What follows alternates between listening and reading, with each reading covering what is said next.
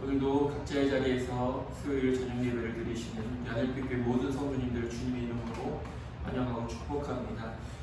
우리가 함께 믿음으로 주님 앞에 예배로 나아가길 원합니다. 제가 기도하도록 하겠습니다.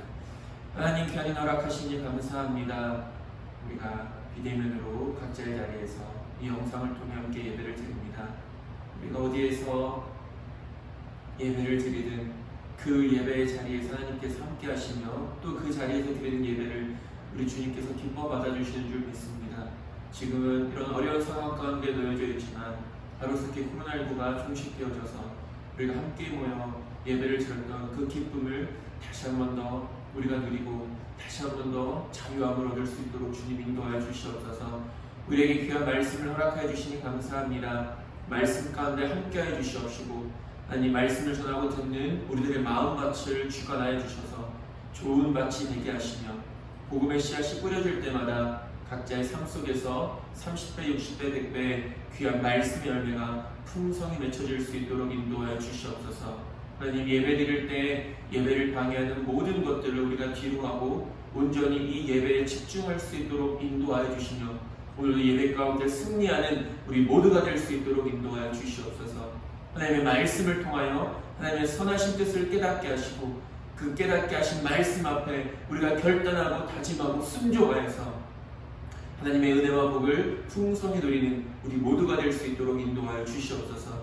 예수님의 이름으로 기도드립니다. 아멘. 우리 함께 하나님의 말씀 살펴보도록 하겠습니다. 하나님의 말씀은 구약성경 역대하입니다. 구약성경 역대하 26장 1절에서 23절까지입니다. 구약성경 역대하 26장 1절에서 23절까지입니다.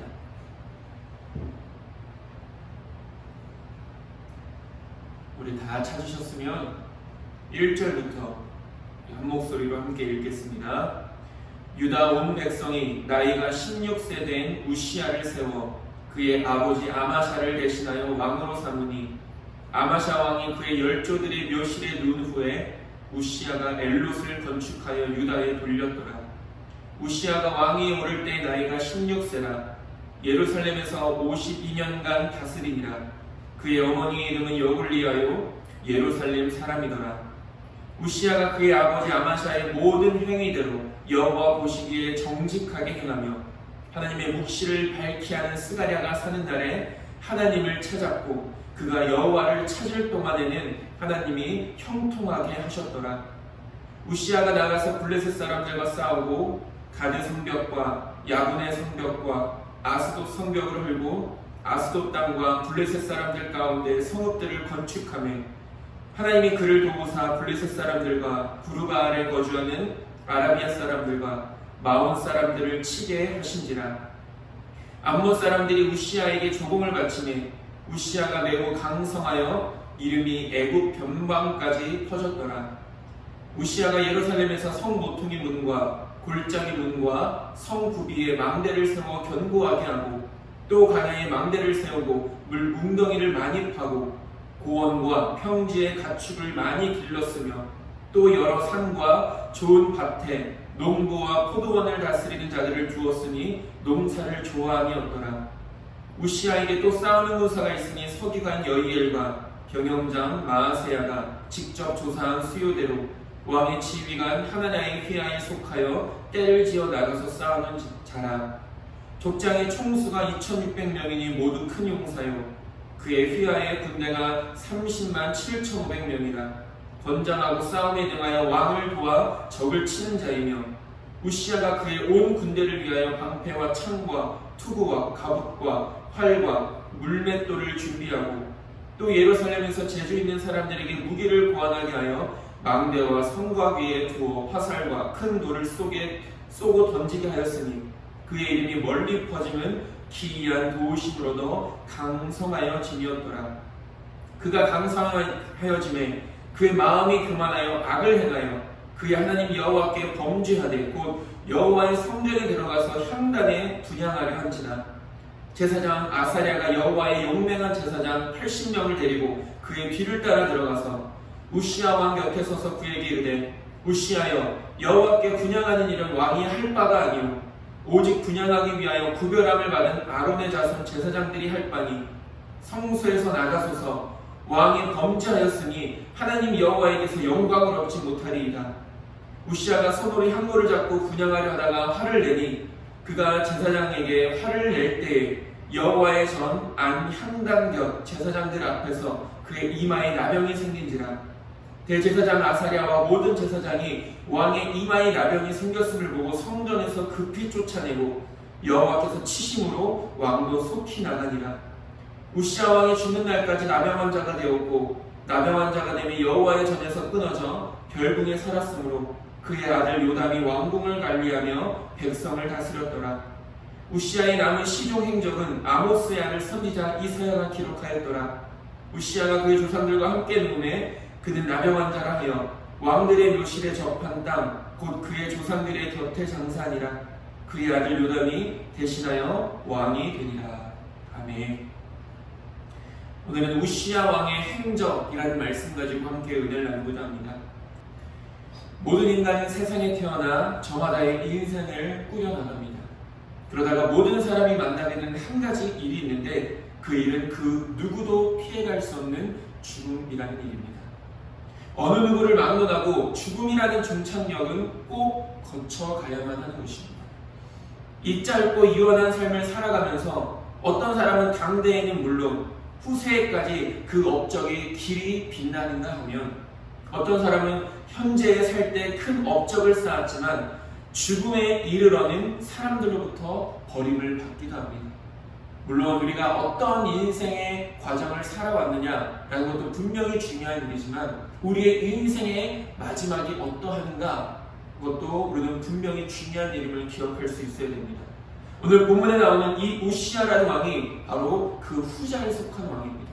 처음에는 하나님의 은혜, 처음에는 하나님의 말씀 앞에 하나님을 찾는 그 믿음 가운데 하나님의 형통케 하심으로 말미암아 그 인생이 그 왕이의 삶이 형통대로의 길을 걸어왔지만 그가 하나님의 풍성한 은혜 가운데 교만하여져서 하나님의 말씀을 업신여기고 범죄함으로 말미암아 그의 인생의 말년은 비참했던 모습임을 우리가 말씀을 통해 보게 됩니다. 그 당시에 보기 드물 정도로 그는 많은 업적을 쌓은 왕이었으나 문둥병, 즉 나병에 걸려서 외롭고 쓸쓸하게 죽음을 맞이하게 된 왕입니다. 그렇다면 우리가 오늘 이 우시야 왕의 행적, 우시야 왕의 삶을 돌아보며 우리의 삶은 어떤지, 우리의 삶은 어떠해야 하는지 우리가 말씀을 통해 함께 살펴보고 저와 여러분들은 온전히 하나님만 바라보고 온전히 주님 앞에 낮아지고 겸손한 그 믿음의 삶을, 그 복된 삶을 힘써 살아갈 수 있게 되기를 간절히 소망합니다. 첫 번째로 그가 하나님을 찾을 동안은 하나님께서 형통케 해주셨다는 것을 볼 수 있게 됩니다. 오늘 본문 5절은 이렇게 말합니다. 하나님의 묵시를 밝히 하는 스가랴가 사는 날에 하나님을 찾았고 그가 여호와를 찾을 동안에는 하나님이 형통하게 하셨더라 라고 말합니다.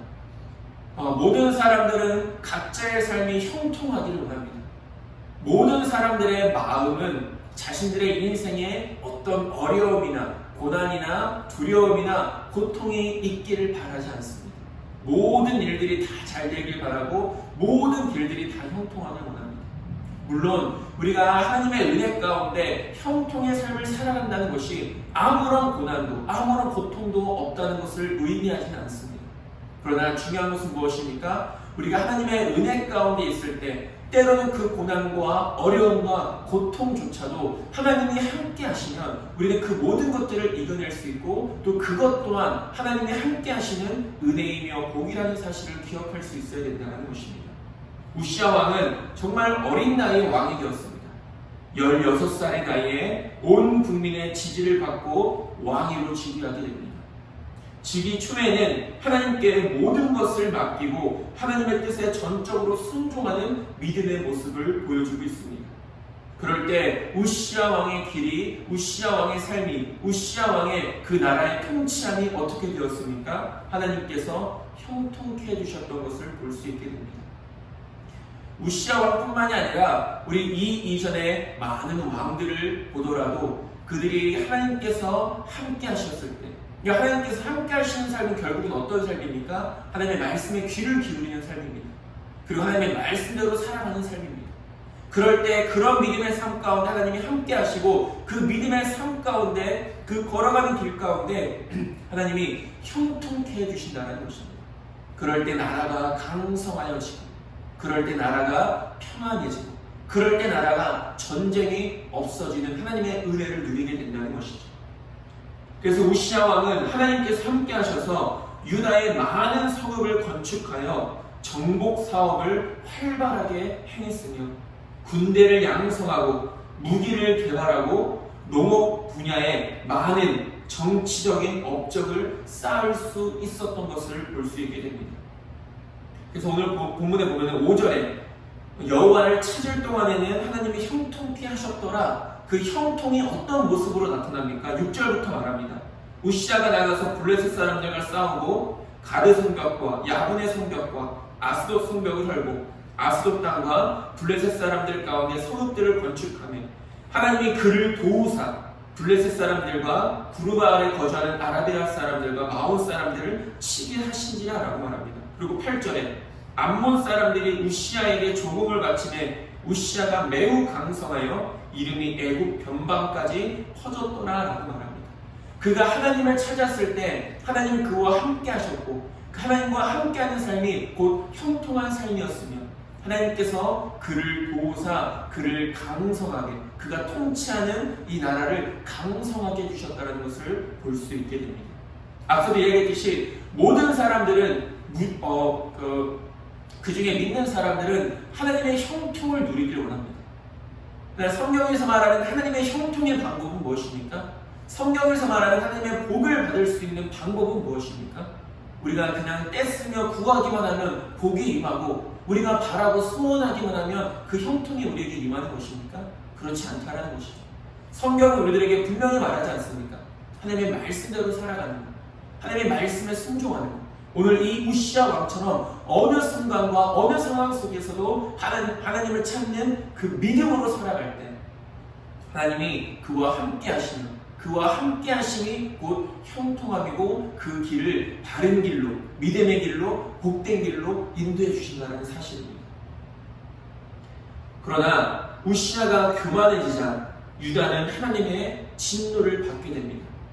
오늘 본문에서도 우리가 뒤에서도 살펴보겠지만 아까도 얘기했듯이 우시아가 매우 강성하여 이름이 애굽 변방까지 퍼졌더라 라고 말했을 때 항상 조심해야 될 것이 무엇입니까? 교만인 것입니다. 16절이 말합니다. 그가 강성하여 지내 그의 마음이 교만하여 악을 행하여 그의 하나님 여호와께 범죄하되 곧 여호와의 성전에 들어가서 향단에 분향하려 한지라 라고 말합니다. 본문 5절 말씀을 보면 여호와를 구할 동안에는 하나님이 형통케 하셨다라고 되어 있습니다. 우시아가 많은 정치적인 업적을 쌓을 수 있었던 것도 그가 나라를 강성케 할 수 있었던 것도 온전히 그의 힘이 아닌 하나님의 도우심이 있었고 그 하나님의 도우심은 바로 우시아가 하나님을 힘써 찾을 때 하나님의 말씀 앞에 온전히 순종하며 살아갈 때 임했던 것인 것을 우리는 기억할 수 있어야 됩니다. 우리는 여기서 하나님의 도우심을 구하고 하나님을 전적으로 의지할 때 하나님이 형통케 해주신다는 것을 깨달을 수 있게 됩니다. 저와 여러분들 진정 형통한 삶을 살아가는 자들이 되어지기를 간절히 소망합니다. 그러나 형통이라는 것은 우리가 세상적인 기준으로 인해서 우리가 많은 것을 그저 누리는 것만을 형통이라고 성경은 말하지 않습니다. 물론 그 형통 가운데 하나님이 복을 주셔서 때로는 물질에 때로는 어떤 많은 것들, 여러 가지 것들의 세상 것들의 풍요로움을 허락해 주시지만 진정한 형통의 의미라는 것은 단순히 어떤 세상 것에 많아진 풍요로움을 의미하는 것이 아니라 하나님과 함께하는 것이라는 사실을 우리 늘 기억할 수 있어야 됩니다. 하나님과 함께할 수 있다는 것이 우리에게는 복입니다. 하나님과 함께할 수 있다는 것이 우리에게는 진정한 형통함이라는 사실입니다. 저와 여러분들 늘 말씀드리지만 믿음이라는 것은 신앙이라는 것은 결국은 하나님과의 동행입니다. 하나님과의 동행 없이는 예수님과의 연합 없이는 진정한 믿음의 삶을 우리는 살아갈 수 없는 것입니다. 저와 여러분들 힘써 여호와를 찾는 자들이 되어지기를 간절히 소망합니다. 저와 여러분들 힘써 하나님의 말씀에 귀를 기울이는 자들이 되어지기를 소망합니다. 그리고 우리가 주일날 말씀을 나눴던 것처럼 듣는 것뿐만이 아닌 듣고 행하여서 하나님께서 그 순종하는 삶 가운데 믿음으로 행하는 삶 가운데 허락하시는 놀라운 은혜와 복을 풍성히 누릴 수 있는 저와 여러분들 모두가 될 수 있게 되기를 간절히 소망합니다. 두 번째로, 형통할 때일수록 우리는 조심해야 된다는 것입니다. 선줄로 생각한 자 넘어질까 조심하라, 이 말씀이 있지 않습니까? 이스라엘의 대부분의 왕들은 형통할 때 교만하여서 범죄합니다. 우리가 예전에 이 르호보암 왕, 이 이스라엘이 남유다와 북이스라엘로 나눠지면서 이 남유다를 처음에 통치했던 솔로몬의 아들 르호보암 왕이 처음 3년 동안은 하나님의 말씀 앞에 순종했다라고 말합니다. 그럴 때 하나님의 말씀 앞에 순종했던 그 3년 동안은 하나님의 은혜가, 하나님의 복이 임했던 것을 보게 됩니다. 그러나 그 3년 이후에 르호보암 왕의 모습은 어떻습니까? 교만하신 것을 보게 됩니다. 이것을 르호보암 왕뿐만이 아니라 솔로몬 왕도 마찬가지 아닙니까? 처음에 그가 어떤 믿음의 사람이었습니까? 하나님 앞에 하나님의 뜻을 구하는 사람, 자신의 욕심을 구하지 않고 하나님의 백성들을 통치하기 위해 지혜를 구할 줄 알았던 사람이 바로 솔로몬 왕이었습니다. 그러나 그의 말년에 많은 우상 숭배로 인하여서 하나님의 경고의 말씀에도 그것을 영적으로 깨닫지 못하고 결국은 그 우상 숭배의 길로 가다가 나라가 두 개로 쪼개진 것 아니겠습니까? 우시아 왕도 마찬가지고 솔로몬 왕도 마찬가지고 르호보암 왕도 마찬가지고 이스라엘의 첫 번째 왕 사울 왕도 마찬가지 아닙니까? 사울 왕도 처음에는 하나님께서 그가 겸손한 사람이었기에 그를 이스라엘의 왕으로 세우셨습니다. 그러나 오늘 이 우시아 왕처럼 사무엘 선지자를 더 기다리지 못하여 제사장만이 행할 수 있는 일들을 자신의 마음대로 행하다가 책망을 받고 진정한 회개 없이 그렇게 살아가다가 결국은 하나님께 버림받는 모습을 볼 수 있게 됩니다. 우시아 왕도 예외는 아니었습니다. 아까도 이야기했지만 본문 16절에서 뭐라고 말합니까?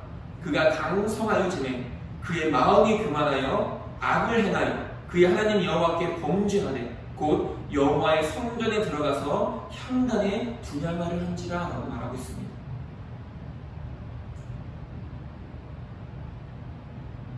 우리는 사면초가와 같은 위급한 상황 속에서는 간절히 하나님의 도우심을 구합니다. 그러나 문제가 해결되고 다시 평안하든지 더 형통하게 되면 언제 하나님을 향한 열심이 있었던가 싶을 정도로 예전과 똑같은 삶을 살아가게 됩니다. 예전과 똑같은 삶이라는 것은 무엇입니까? 더 이상 하나님을 의지하려 하지 않는 것, 더 이상 하나님을 붙잡으려 하지 않는 것, 더 이상 교만하려 하지 않는 것, 겸손해지려 하지 않는 것, 이것이 우리의 문제라는 것입니다. 근데 우리가 이 열왕기상, 이 이스라엘의 역대 왕들의 역사들을 살펴보면 그런 역사가 계속해서 반복되어지는 것을 보게 됩니다. 그것이 어떻게 이스라엘 왕들의 실수고 이스라엘 왕들의 연약한 모습이겠습니까? 똑같은 우리 인간의 똑같은 모습이라는 것입니다. 연약한 모습. 하나님의 은혜를 구할 때, 필요로 할 때는 열심히 하나님을 찾고 하나님께서 도와주시고 하나님께서 형통케 해주시면 언제 그랬냐는 듯이 마치 그것이 내 힘인 것처럼 내 능력인 것처럼 교만하고 하나님의 은혜를 금세 잊어버리는 우리들의 모습, 바로 저와 여러분들의 모습이라는 것입니다. 저와 여러분들의 현재 상황은 어떻습니까? 모든 것이 잘 되고 부족한 것이 없는 형통한 상태입니까? 아니 혹여나 그렇지 않더라도 내 기준에 있어서 하나님께서 우리에게 하나님의 은혜와 복을, 그 형통함을 지금도 우리에게 부어주고 계시지만 내 기준에 있어서는 스스로 만족하지 못하는 그런 우리가 어리석은 삶을 살아가고 있지는 않습니까? 그렇다면 우리는 더욱더 하나님의 도우심을 인정하고 하나님 앞에서 교만해지지 않도록 조심할 수 있어야 됩니다. 그리고 지금 하나님이 나와 함께 해주심에도 불구하고 그것을 깨닫지 못하고 감사치 못하는 삶이라면 우리는 속히 하나님 앞에 돌아설 수 있어야 됩니다. 앞서도 얘기했듯이 선줄로 생각한 자 넘어질까 조심하라 라는 이 말을 우리는 항상 기억해야 됩니다. 결국은 이 낮아짐을 위해서, 이 겸손함을 위해서 우리는 날마다 주님 앞에 기도할 수 있어야 된다는 것이죠. 교만해져서 우시야 왕처럼 신앙의 성숙을 잃어버리는 일이 없도록 우리는 날마다 힘쓸 수 있어야 됩니다. 성경이 처음부터 끝까지 우리에게 계속해서 말하고 있는 것이 무엇입니까? 겸손을 이야기하지 않습니까? 겸손한 자에게는 하나님의 은혜가 임하지만 교만한 자에게는 어리석음이고 넘어짐이 되어지는 것이고 하나님의 징계를 받는 가장 큰 이유가 되어진다는 사실을 기억할 수 있어야 됩니다. 저와 여러분들 언제나 하나님의 은혜를 기억하며 감사함으로 겸손함을 끝까지 지키며 살아갈 수 있게 되기를 간절히 소망합니다. 마지막으로 인간의 방법이 아닌 하나님의 방법대로 행할 수 있어야 된다는 것입니다. 모세 때부터 이 제사의식은 오직 제사장들만이 수행할 수 있도록 율법으로 규정되어 있었습니다. 만약에 이 율법을 어길 경우에는 하나님의 진노가 임했었습니다. 그런데 오늘 본문을 보면 우시야 왕은 여호와의 전에 들어가서 향단에 분향하려 했습니다. 제사장이 있음에도 불구하고 제사장만이 행할 수 있는 제사의식을 마음대로 행하고자 했던 것입니다. 이때 제사장 아사랴의 경고도 있었지만 우시야는 오히려 그에게 화를 내는 것을 볼 수 있게 됩니다. 18절에서 보면은 우시야 왕 곁에 서서 그에게 이르되 우시야여 여호와께 분향하는 일은 왕이 할 바가 아니요 오직 분향하기 위하여 구별함을 받은 아론의 자손 제사장들이 할 바니 성수에서 나가소서 왕이 범죄하였으니 하나님 여호와에게서 영광을 얻지 못하리이다. 우시야가 손으로 향료를 잡고 분향하려 하다가 화를 내니 그가 제사장에게 화를 낼 때에 여호와의 전 안 향단 곁 제사장들 앞에서 그의 이마에 나병이 생긴지라 라고 말하고 있습니다. 그 사람은 누구나 실수할 수 있습니다. 그러나 이 우시야 왕의 실수는 결국 무엇으로 인한 실수였음을 보게 됩니까? 그의 교만으로 인한 실수였음을 보게 됩니다. 우리가 다윗왕도 마찬가지 아닙니까? 다윗왕도 성군이었고 하나님께서 인정하시는 믿음의 사람이었지만 그도 인간이었기 때문에 하나님 앞에 실수하여 죄를 범하는 모습을 볼 수 있게 됩니다. 여러 번 말씀드리지만 이런 사울 왕과 다윗 왕의 가장 큰 차이점, 그리고 오늘 이 우시야 왕과 다윗 왕의 가장 큰 차이점은 무엇입니까? 하나님의 말씀에, 하나님의 그 책망하는 말씀에 겸손하게 그 말씀을 받아들이고 하나님 앞에 회개했던 다윗이었고 사울 왕과 우시야는 그렇지 않았다는 것이죠. 앞서도 얘기했듯이 사람은 실수할 수 있기 때문에 때로는 우시야 왕처럼 이런 죄를 범할 수 있습니다. 그러나 만약 우시야 왕이 겸손한 마음을 여전히 붙잡고 있었다면 이 선지자의 말에 귀를 기울여서 자신의 죄를 깨닫고 하나님 앞에 회개했을 것입니다. 그러니까 교만한 사람들은 하나님의 말씀을 들으려 하지 않습니다. 그런 하나님의 말, 권면의 말씀이나 혹여나 하나님의 책망의 말씀이 있어도 그 말씀에 귀를 기울이지 않는다는 것입니다. 그렇기 때문에 교만은 곧 패망의 성공이 되어지는 것입니다. 그러자 우시야 왕은 향단겨 제사장 앞에서 나병에 걸려 결국 선전에서 쫓겨나고 자신의 왕직도 박탈당해 혼자 별궁에서 거하게 되어지는 것을 볼 수 있게 됩니다. 이렇게 하나님의 방법이 아닌 인간적인 방법으로 하나님께 제사를 드린 왕은 하나님의 진노를 받기에 충분했습니다. 그리고 하나님께서 분명히 그것이 옳지 않은 일임을 선지자를 통해서 먼저 미리 경고하게 하셨지만 그 경고의 말씀을 이 우시야 왕은 듣지 않았다라는 것이죠. 여기서 우리는 하나님의 뜻대로 행하지 않는 감사의 행위는 그것이 아무리 거창해 보이는 일일지라도 하나님께서 기뻐하시지 않는다는 사실을 깨달을 수 있어야 됩니다. 우리는 내 기준에 합해서 하나님 앞에 예배를 드리는 것이 아니라 하나님의 말씀과 하나님의 기준에 합해서 하나님 앞에 예배를 드리고 기도를 드릴 수 있어야 된다는 것이죠. 그렇기 때문에 우리들이 드리는 예배도 하나님이 받으시는 예배가 될 수 있어야 되고, 그렇기 때문에 우리가 하나님 앞에 부르짖는 기도도 하나님이 응답하실 수 있는 기도가 될 수 있어야 된다는 것입니다. 아무렇게나 기도해서 하나님이 다 들어주시는 것이 아니라 아무렇게나 예배한다고 해서 하나님이 다 받아주시는 것이 아니라는 것입니다.